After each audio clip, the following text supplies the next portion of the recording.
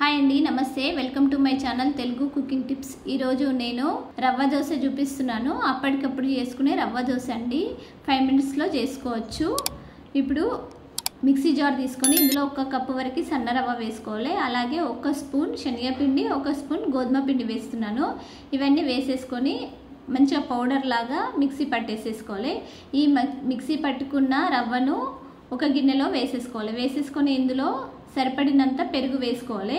నేను 1 కప్పు పెరుగు వేసుకున్నాను. పుల్లటి పెరుగు కాకుండా నార్మల్గా ఉండే పెరుగు వేసేసుకోవాలి. వేసేసుకొని ఒకసారి కలుపుకోవాలి. దీనికి సరిపోలేదు కాబట్టి ఇంకా కొంచెం పెరుగు వేస్తున్నాను. ఇంకొంచెం పెరుగు వేసేసుకొని దీన్ని ఒక్కసారి స్పూన్తోని మంచిగా, అంటే ఎక్కడ కూడా గడ్డల్లాగా లేకుండా కలిపేసేసుకోవాలి. కలిపేసుకొని ఒక 10 నిమిషాల పాటు పక్కన పెట్టుకోవాలి. పక్కన పెట్టుకున్న తర్వాత ఇప్పుడు 10 నిమిషాలు అయిన తర్వాత ఇప్పుడు ఈ పిండిలోకి సరిపడినంత ఉప్పు వేసుకోవాలి. కొంచెం ఉప్పు, అలాగే కొంచెం బేకింగ్ సోడా వేస్తున్నాను. బేకింగ్ సోడా వేసుకున్న తర్వాత ఇప్పుడు ఈ పిండిని 1 స్పూన్ తీసుకొని దీంతో మంచిగా కలిపేసేసుకోవాలి.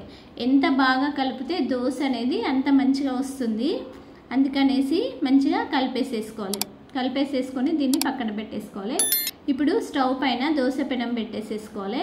హైలో పెట్టేసేసుకొని మంచిగా వేడి చేసుకోవాలి. పెనంను మంచిగా వేడైన తర్వాత ఇప్పుడు దీనిపైన ఇప్పుడు ఈ రవ్వ బ్యాటర్ ఉంది కదా, దీన్ని దోశల్లాగా పెనం మీద వేసేసుకోవాలి. ఇలా వేసుకున్న తర్వాత దీనిపైన 1 స్పూన్ వరకు ఆయిల్ వేసేస్తున్నాను. ఆయిల్ వేసేసుకొని ఇది మంచిగా కాలిన తర్వాత ఇప్పుడు ఇంకొక సైడు టర్న్ చేసుకోవాలి. ఇంకొక సైడు తిప్పేసేసుకోవాలి. ఇలా తిప్పేసుకున్న తర్వాత ఇంకొక సైడ్ కూడా మంచిగా కాల్చుకున్న తర్వాత ఇప్పుడు దీన్ని ఒక ప్లేట్లోకి తీసేసుకోవాలి. మిగిలిన పిండి కూడా ఇలాగే దోశల్లాగా చేసేసుకోవాలి. అంతే అండి, చాలా అంటే చాలా సింపుల్. 5 నిమిషాలలో చేసుకోవచ్చు. అప్పటికప్పుడు చేసుకునే రవ్వ దోశ అండి. చాలా అంటే చాలా బాగుంది. దీంట్లోకి పల్లీ చట్నీ కానీ సాంబార్ కానీ ఏదైనా పెట్టుకొని తినొచ్చు. చాలా బాగుంటుంది ఇలా చేసుకుంటేను. అంతే అండి, ఎంతో టేస్టీగా ఉండే రవ్వ దోశ రెడీ అండి. మీరు కూడా ఒక్కసారి ట్రై చేసి మీకు ఎలా కుదిరిందనేసి ఒక్క కామెంట్ పెట్టండి.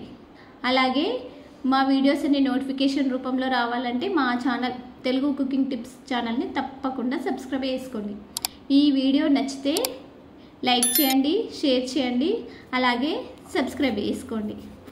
Thank you.